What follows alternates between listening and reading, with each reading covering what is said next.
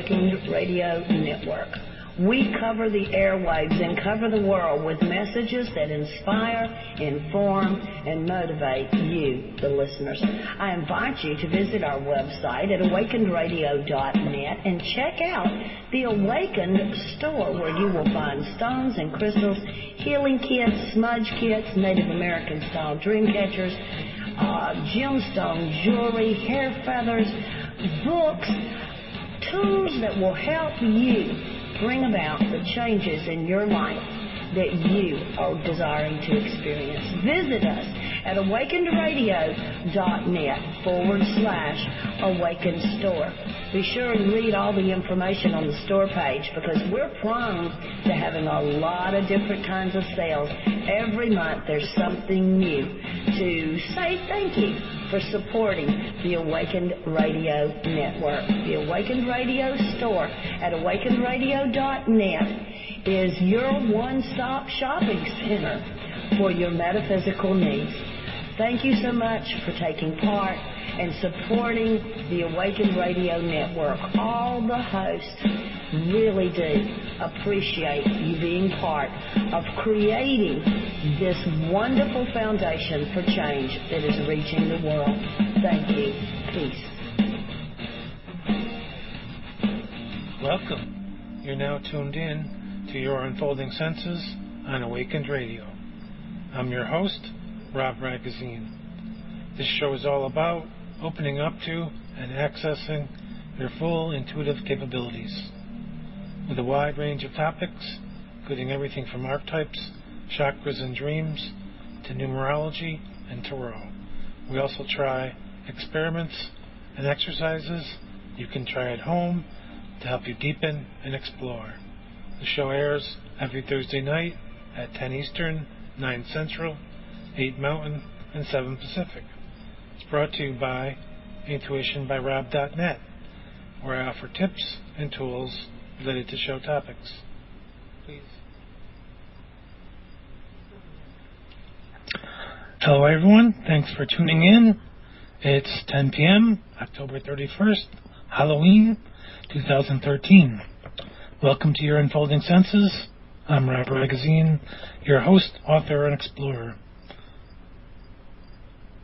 Your Unfolding Senses is about opening to your inner wisdom, and we're all intuitive. Feel free to call in and ask questions or make comments. You might ask about tarot, numerology, dreams, or whatever we're discussing tonight, and that's fear.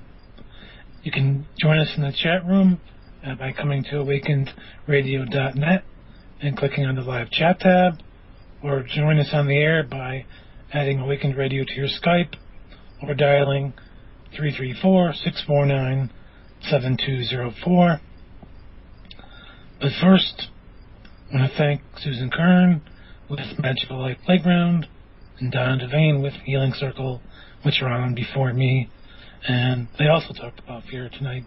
So if you haven't listened to those shows, go find them in the archives. Now, as it's Halloween, I have a brief joke. It's, why did the skeleton cross the road? And the answer, later. So thanks for tuning in to Awakened Radio. And you can use this as an opportunity to let go of your doubt, at least for the next hour, and allow yourself the chance to connect inward and connect to your heart and its wisdom. With that in mind, I invite you to take part in a brief meditation. If you can't safely do this, just listen. So let's do a short meditation to help us enter a space in which we feel better connected to our bodies, minds, spirit, and intuition. You can bring a question to mind that you've been wondering about. You can ask, how can I learn from my fear? How can I get guidance from my fear? Or perhaps some other question related to fear if you like. You might also light a candle. And as we're talking about fear tonight, you can also have your gemstones, such as red or black crystals, that can help alleviate fear, and any number of those will do. And so as we're meditating, allow for a phrase, sound, word, or symbol to come to you during the meditation. Finding a quiet space and sitting or lying comfortably and beginning to breathe slowly and gently.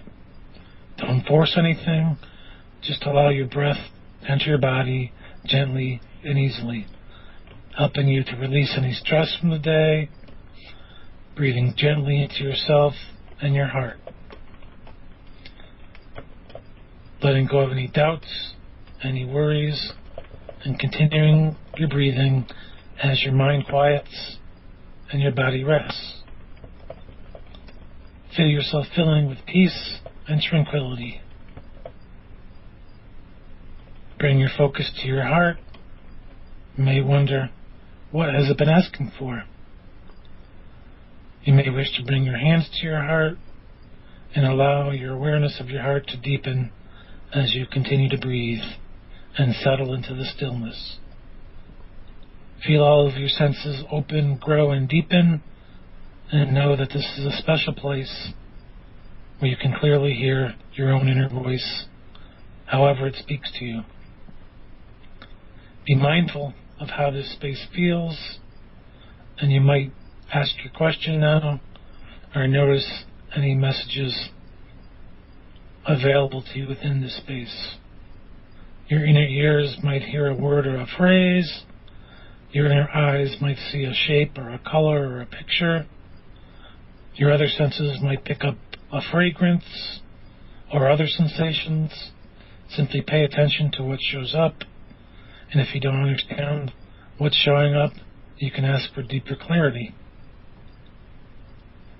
Simply allow whatever's coming to you to come, and if nothing does, that's okay. Again, don't force anything to happen. Rest in the stillness and the inner peace, knowing that this could be the very thing your heart has been yearning for.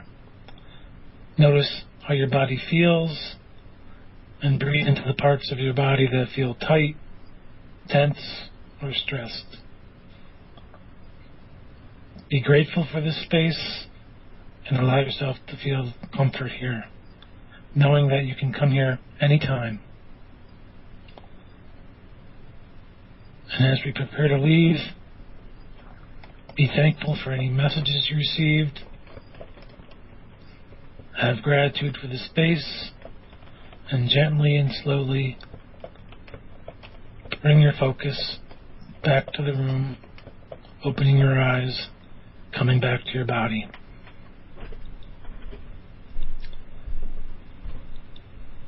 This week we're discussing fear, and the answer to the riddle from why didn't the skeleton cross the road is because he didn't have the guts for it. Ha ha. Now, I have a fear quote from Miriam Greenspan. She says, "But the fact is that in conscious fear, there is a potentially revolutionary power of compassion and connection that can be mobilized en masse. This is the power of fear, our collective fear, which is intelligent, is telling us now, find new ways to keep this global village safe, find new forms of international cooperation that will root out evil in ways that don't create more victims and more evil. Leap out of the confines of national egos, learn the ways of peace, find a new ceremony of safety, so that not just you and I, but all of us can live together without fear." And yes, that can refer to us globally, but it can also refer to us as individuals, so we can look within and learn about how our fear is telling us things about ourselves and how we might keep ourselves safe, how we might keep ourselves happy, and that's by not fighting against ourselves and looking at the reasons behind why we are fighting with ourselves, and look at, I've talked about, look at where you're constricted and where you're expanding and expansive in your life, and ask, is it fear that's keeping me constricted? And I think that's a marvelous way to look at fear as a guide. And I've been looking at YouTube over the week for a good talk about fear, and I'll post this into the chat room. I found one from an author named Karen Thompson Walker. If you've read her, she's a great author. But she talks about, in this talk, she talks about a whaling ship called the Essex in 1819, which was 1,000 miles from land, and they had a catastrophe, and all the men left were in longboats or rowing boats, and they had a choice whether they wanted to go 12,000 miles away to Tahiti or take a longer trip to Hawaii, but they might have to fight storms, or even longer, about 1,500 miles away, to catch winds to get to South America. And ultimately they decided to take the longest trip because of their fear that if they went the 1,200 miles away, they'd land up on islands that were populated by cannibals. So ultimately their fears kept them from being successful, and very few of the men eventually reached land. And she talks about how fear is a guide and asking us to look at it as what will happen next in our lives, and to be readers of our own fear. So to look at your fear, and it's really asking what happens next. So you can be productive with it, or you can be constrictive and paranoid with it. And it's up to you whether you are active and creative with it or not. And that's an excellent story that really talks about how we can get held back by our fears and swayed to make a decision which doesn't seem logical at the outset and proves to be so at the end. And I posted that in the forum, and I'll also post that in the chat room. So, see if we have any questions here in the chat room. And I guess people were talking about the crystals, obsidian. I guess that could work. So to work with whatever speaks to you around fear, and obsidian could be a great way to work with it, fear. Now, part of fear is that we're looking outward for our answers rather than connecting to our heart and listening to it. And it could be as simple as something that says, go get that book, or call a friend, or go outside. But instead, we sit inside in a stale environment and wonder what we could do for ourselves to step outside of fear. All these little bits of guidance are coming to us, and we're not doing anything about it. So, as we're talking about intuition on the show, it's about, of course, a key part of it is paying attention to your intuition. So you might go to the bookstore and at least open that book and read the first chapter and see if it speaks to you, see if it calls you, or call your friend and see what they want to talk to you about, or just go for a walk out in nature and see what you find on your walk. Maybe you find a feather, maybe you find a stone that speaks to you, maybe you don't find anything and you just find relief for some of the stress that you've been feeling. It's simply about looking outside for solutions to your problems when you can look to your heart for guidance and start to follow its wisdom and make peace with yourself and build on that experience. So now you decide this time to go outside and take a walk. Next time, when you're feeling fear and uptight, it might come to you quicker to go outside and walk, maybe even barefoot. And that's really all it takes, is to follow that inner guidance once and build up trust in your heart and your intuition and your inner wisdom. Now, as we're talking about fear, I'd like to talk about some movies, and I've been focusing on zombie movies this week because they're so prevalent. Right now we have some TV shows, The Walking Dead, and World War Z was just out, and Warm Bodies this year. So both excellent movies, at least from my perspective. Maybe you don't like zombie movies, but they have a really powerful story.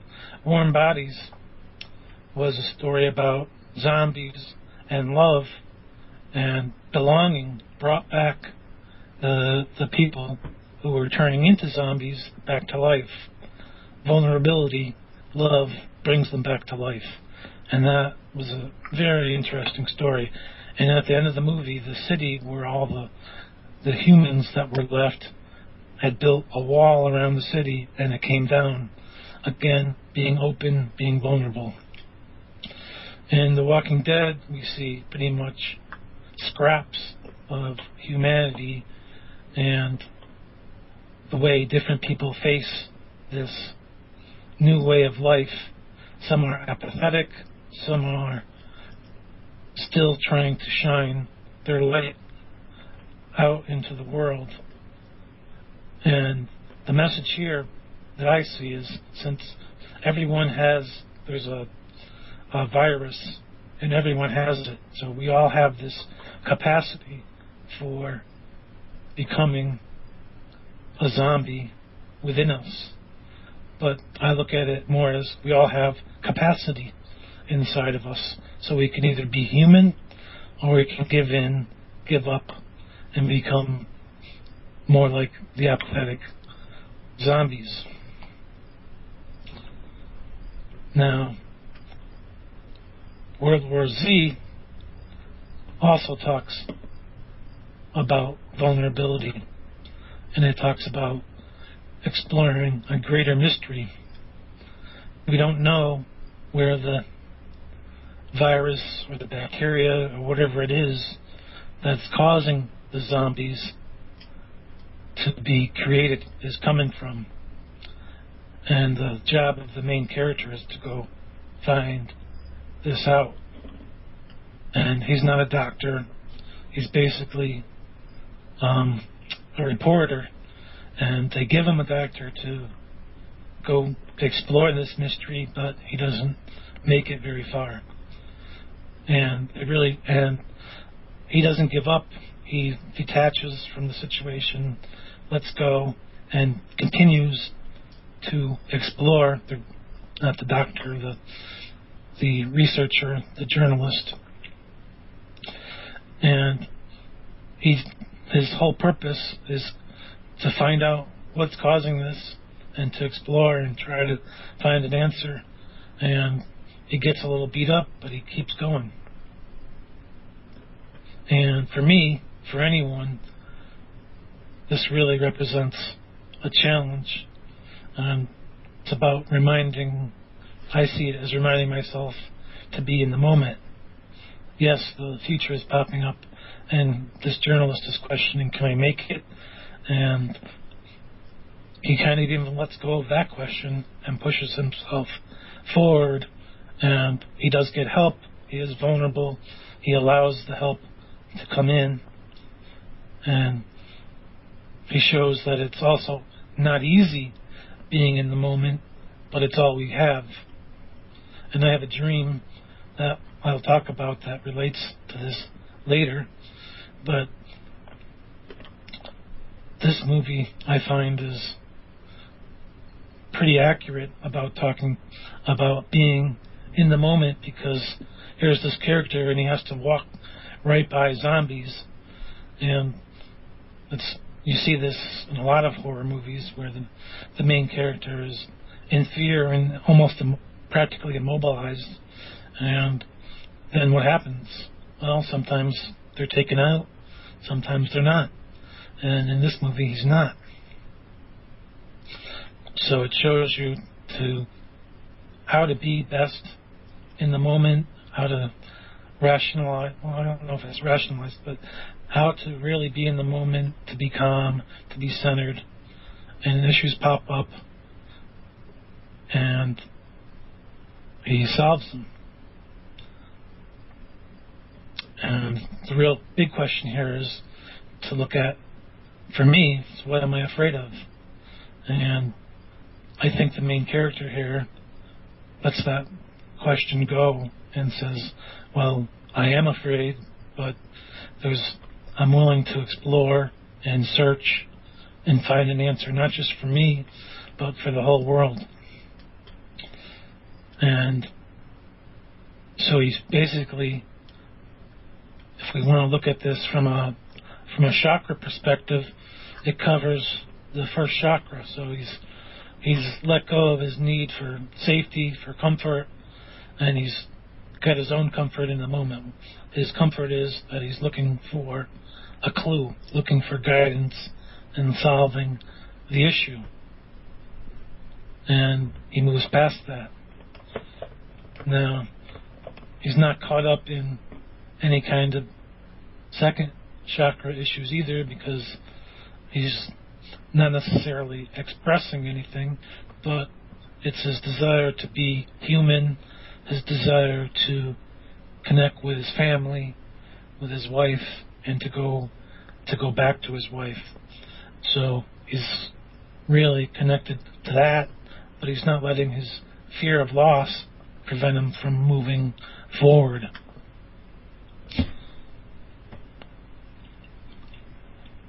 Now, zombies, we have to think mindless.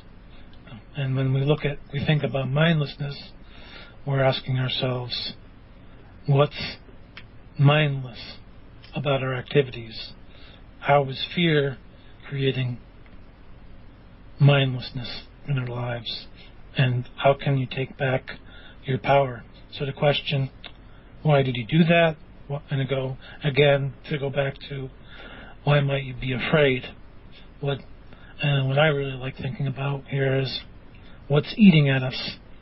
And right now I'm looking at boredom and how it allows me to disconnect, to not pay attention, and remind myself that this is life, and there can be moments where there is boredom. That's life.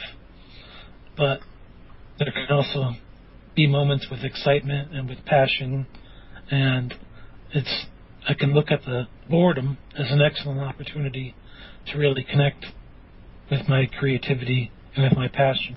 While I'm bored, how can I be creative? How can I be passionate and step out of this boredom, this apathy? You might do the same for yourself. And the zombies also relate to our insatiable hunger. So how can your needs be met, and why does it always feel like it's not enough? And look at your relationships. And as we're talking about monsters, you might look at vampires and energy vampires. So where are you always begging for more and asking for more in your life, in your relationships, and trying to balance the scales, I guess, in your favor, and not look at how you might bring compassion and to the relationship and to have concern for the other, instead of trying to fill this big hole with relationships, with activities, with others, and they don't really even matter. To look at that from that perspective, and how can your needs be met? So how can you be met in your life? Maybe it's that you're not letting yourself build relationships that are meaningful and that will last. So these movies really have the capacity to help you to look at your relationships in a new way. And the World War Z movie you can look at as an observer and a witness, like a dream, with all the parts of it as you, or you can look at it as another propaganda movie, but you can get a whole lot more out of it if you're willing to be a conscious observer of the film and notice how it makes you feel, notice what urges, what memories come up when you see the zombies, what do they make you feel like, how would it be to run away from them, how do the zombies remind you of yourself, and of course, why am I afraid, why am I caught in the fear, and how can I empower and trust myself. And my favorite question would be, what would be the compassionate response here? Not to necessarily go up to a zombie and ask what's wrong, but again, to look at this from a dream perspective and to ask what part of myself is the zombie? What part of myself has this insatiable need to consume something, to be in that great hunger? And that can be a very important question. And does that hunger cover up any fears in your life? And I was talking about boredom for myself. So the boredom is my particular fear, I guess, because when I'm in boredom, then I'm not thinking about my creativity, my passion, my expressiveness. So it's to really look at, for myself, the boredom as an opening to begin to be creative and to look at where I'm not doing that in my life and to open that, even if that's just sitting down with a pad and a pencil and to start drawing and to see where that takes me and to see if that can help me to step a little bit out of my fear, and I can even draw how my fear feels at that time and to create something out of that and to see where that leads me. And that could be a step that you could take to help step out of your fear. Now, you might come up with a different answer for the zombie question. Where do you feel? Maybe you feel like a zombie at work and you feel like there's no guidance there. So now you can question yourself, how can I create the guidance for myself? Maybe it's not necessarily leaving, but to begin asking for help and to begin to develop new guidance for others and see how that fills in the gap and to see how that helps you to stand up and stand out and step out of feeling like the zombie and now be a leader. And we have about a minute till break, so we'll continue this talk when I get back. And if you have any dream-related questions, as I'll be talking about a dream when I get back, please feel free to come to awakenedradio.net, click on the live chat tab, and type your dream into the chat room, or connect with us via Skype. And of course, you can find some of this guidance in my book on Amazon. It's called Your Life Counts, and it's all about following your numerological life path and following the themes that are in your life for guidance in stepping forward. And thanks for listening. Come back after the break.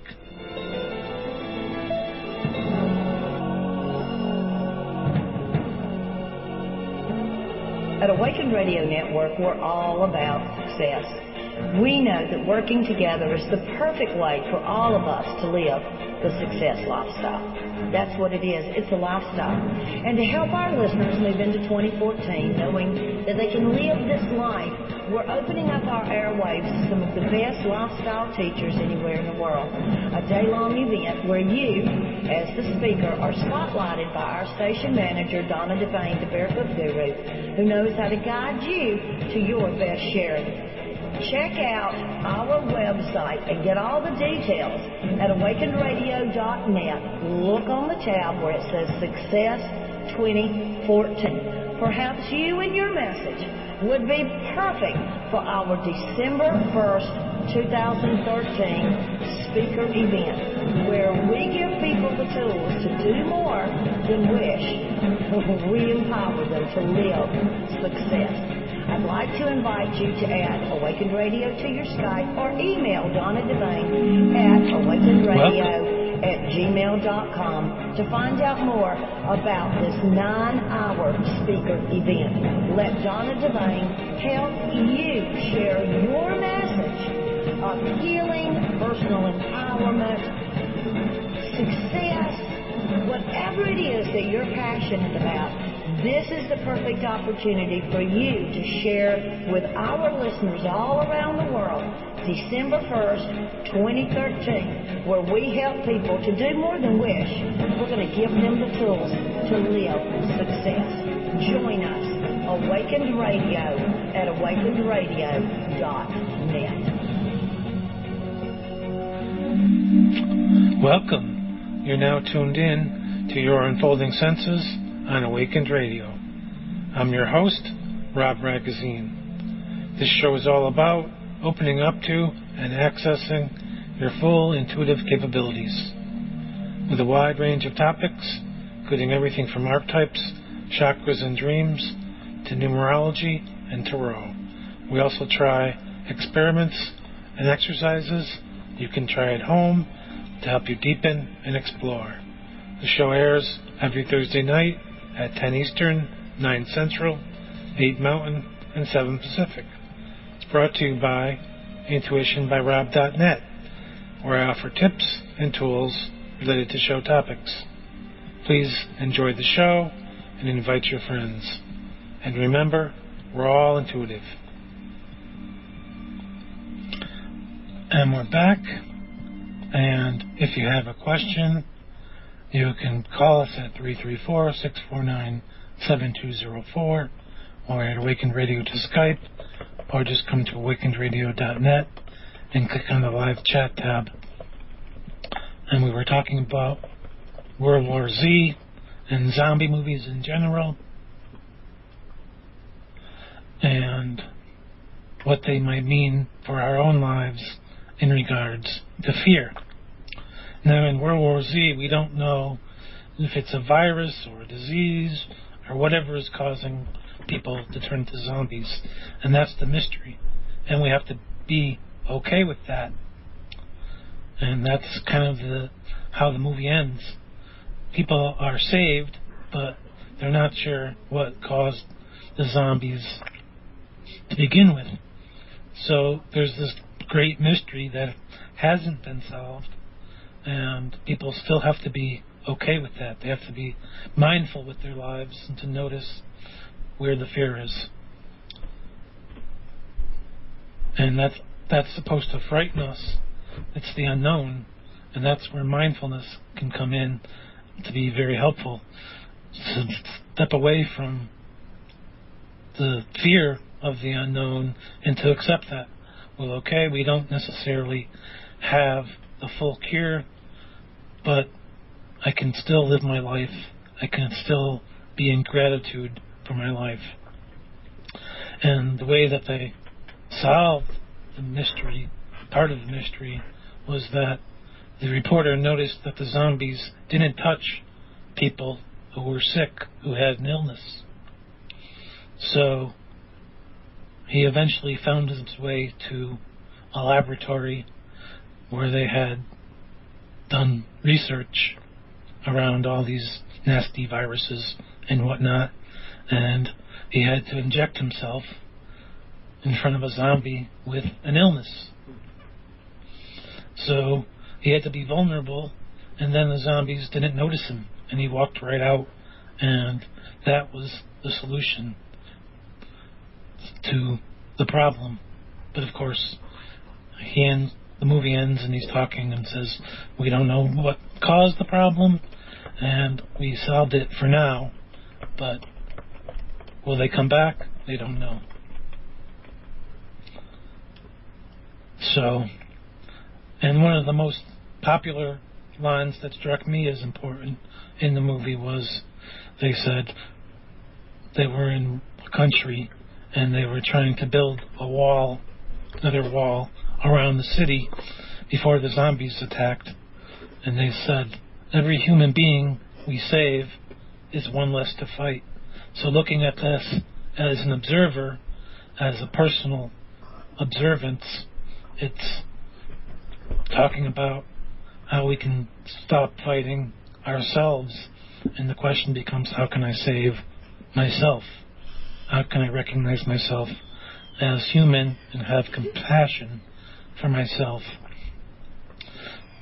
So instead of seeing the zombies as the outer enemy, it's seeing them as us, and to look at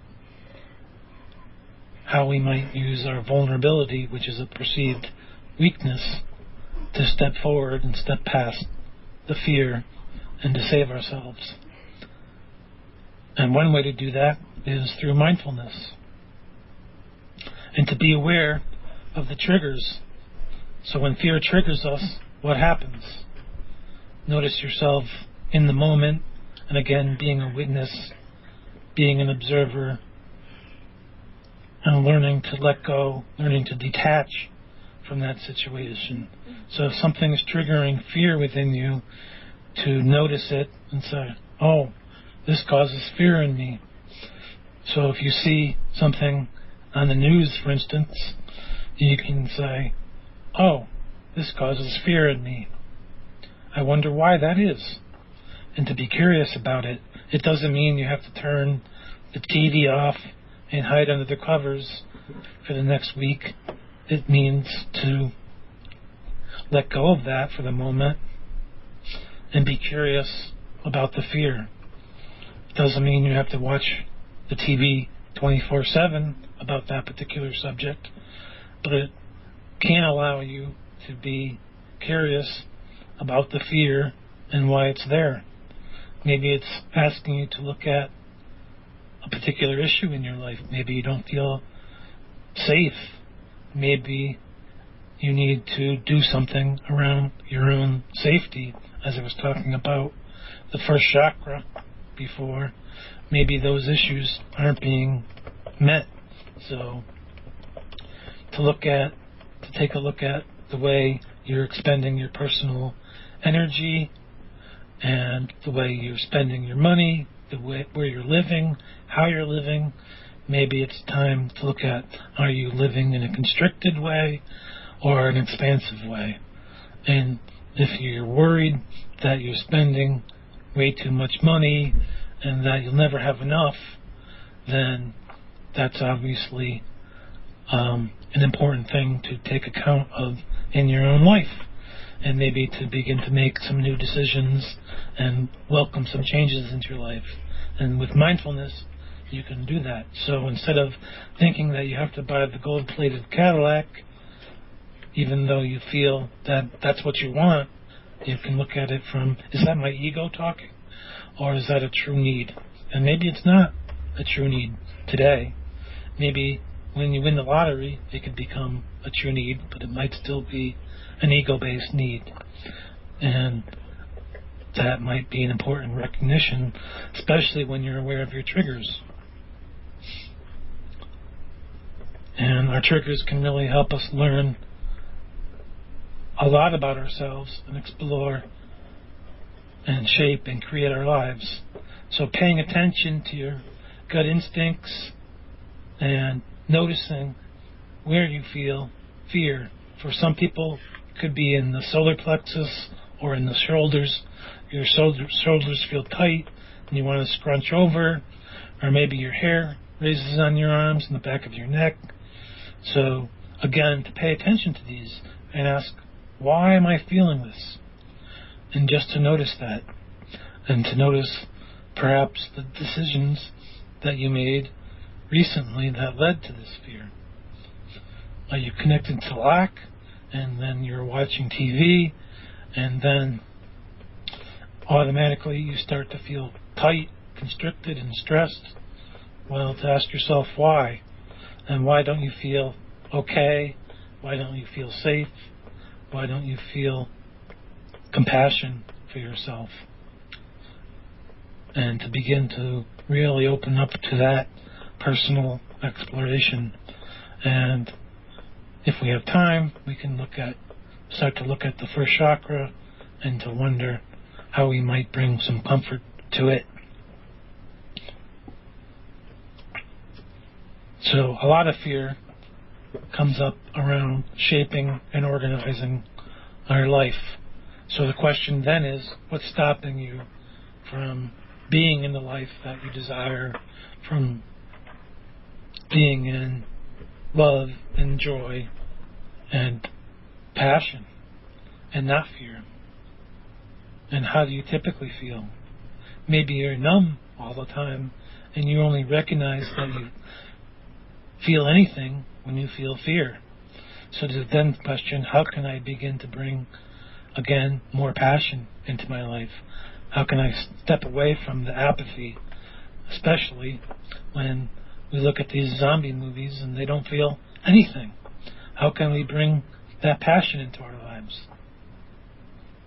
How would it look if you were already in a place that actually allowed you to lead the life that you truly wanted to be realizing? And why not begin to have that experience for yourself today?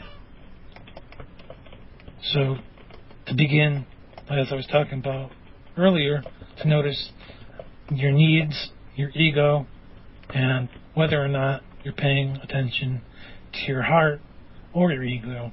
If your ego says, I need that $6,000 toaster, but your heart doesn't feel anything about it at all, maybe spend some time reviewing that decision. And again, having gratitude for what is actually in your life right now, and to see how that can open up a whole new set of experiences and feelings for you.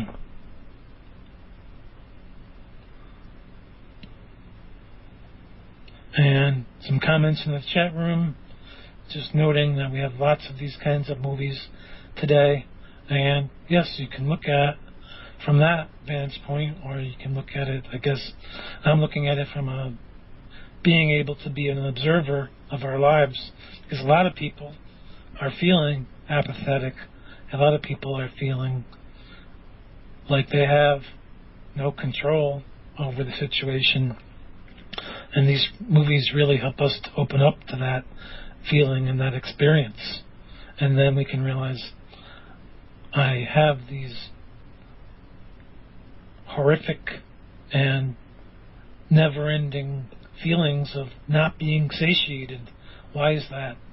And that's because we're often letting our ego direct the way that we feel and relate to the world, rather than being a conscious observer and stepping aside and wondering, is it our ego that has this need, or is it truly connected to a need from our heart, from our inner self? And definitely having gratitude can help. So having gratitude for what you already have, and being conscious of the desires and the observations that are already coming into your life. And that's slowing down, being mindful, and finding times for being still. And perhaps even developing forgiveness for the way that you have led your life up to this point. And when fear comes up, and noticing it and saying, well, I've let this be a major factor in my life, and now I'm going to at least try to be conscious of when I'm in it, to begin to pay greater attention to how it's expanding in your life. So are you expanding, or is fear expanding and taking up more space, more energy, more of your energy? To notice how you feel And that's a good question to bring up every single day. How do I feel? Do I feel fearful? Do I feel expansive? Or do I feel joy? Do I feel happiness? This can at least begin to give you focus and some distance and some clarity, and then you can approach your situation from a different angle and remind yourself to be present now, to come and be an aware person in your life and not be like you're watching your life as if you're watching a television show. To be mindful. Step through that fog, and maybe some things won't be pleasant, but you don't have to live in fear. And a simple step could be simply noticing your breath in the current moment. We'll talk about the process of Tong Len, if we have time, later, which can help you to breathe with awareness and breathe in pain and release joy or release expansiveness, or to transform whatever is bothering you. Now there's a Wall Street Journal article about what I've been talking about mindfulness, that I'm posting in the chat room. And quote from a psychology professor at the University of Washington. She says, most of us think that if we are judgmental enough, things will change. But judgment makes it harder to change. What happens in mindfulness over the long haul is that you finally accept that you've seen this soap opera before, and you can turn off the TV. So you can look at that as turning off the way you're reacting to your life, but also to recognize the drama that you're in and step away from it. Now, another psychologist from the article says, I can't tell you how many clients I have who are just beating themselves up about things, but give yourself a break, not so you can curl up in bed and stay home, but so you can interact better with the world. And that's what mindfulness can help you with. Now let's talk about my dream. And this relates to having a fearful or frightening dream which leaves you nervous or anxious and tense. But you don't have to be, because all dreams can help us with our lives. They all have some hidden, I like to call, dream medicine in them. So don't just push aside your initial feelings about the dream and tell yourself, oh, it was just a dream, and let it go. It can be trying to help you with the current situation. And getting stuck with the fear of the dream isn't helping you. So how can you help yourself? One way is to begin to find a phrase that matches the energy of how you feel about your dream.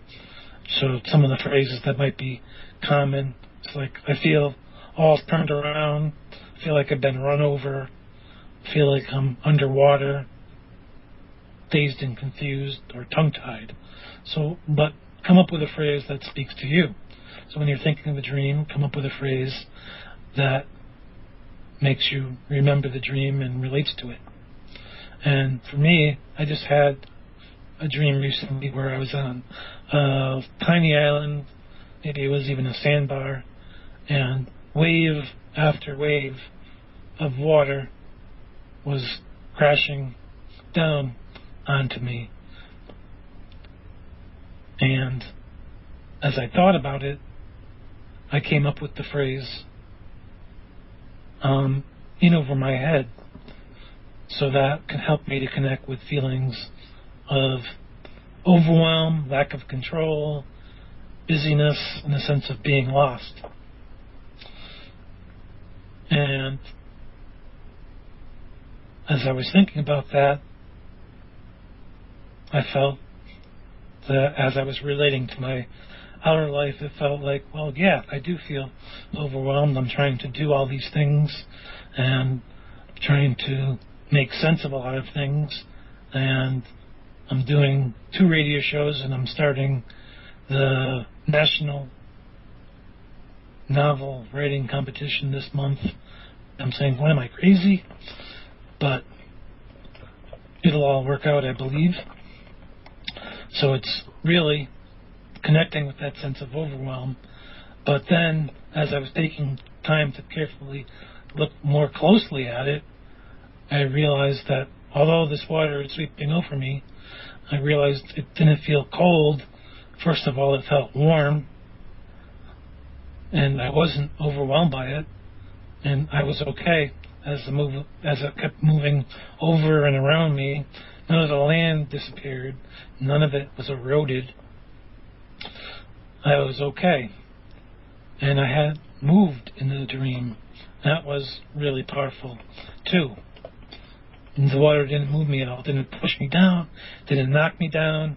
It just kept coming, but nothing happened to me physically. Otherwise, the waves came and went, but I wasn't disturbed. So none of the waves really bothered me. So as I thought about it, it was my recognition that, look, I have greater capacity. Perhaps in the past I would have been overwhelmed, but now I have more capacity. Look at, from a mindfulness perspective, I have more self-awareness, more mindfulness. So I'm able to acknowledge the overwhelm, not deny it, and not be caught in the fear of it, and see that I can be okay. So to really recognize that. So initially, if you had a dream like that, it might seem pretty scary, especially if you have a fear of water, but then to look at it and to begin to take it apart and recognize the symbolism that's pertinent to you. Now, as I was talking about the first chakra before, we can look at this. You can look at the chakras as how they relate to the dreams, to the movies that you're watching. So, as a quick exercise, you might settle down and connect. Close your eyes for a moment. Take a few deep breaths to let go of any tension and to bring your attention to the base of your spine. You might even bring your hand back to the base of your spine and to feel the energy there. There's various forms of yoga that focus on stimulating the energy here, so if it feels light or not very energetic, you might think of taking up yoga. For instance, in the first chakra can help you to feel grounded, centered, connected, and it's of course also associated with survival instincts, basic communication, and fear. So breathing into this space and noticing not only the energy, but noticing any symbols that come to you, any colors, any emotions, any feelings, any memories. What's there? Maybe some issues around food or clothing or shelter. Practical things will come to you. And if they do, that's okay.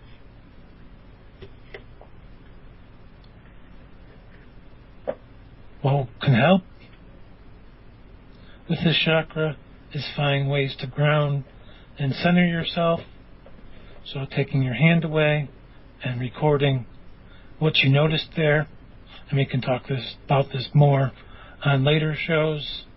But just to notice how you're supporting yourself, especially with food, especially with the people that are in your life, and to notice how that is shaping your life and has shaped your life, and to begin to question how might you better focus yourself if any issues came up around that.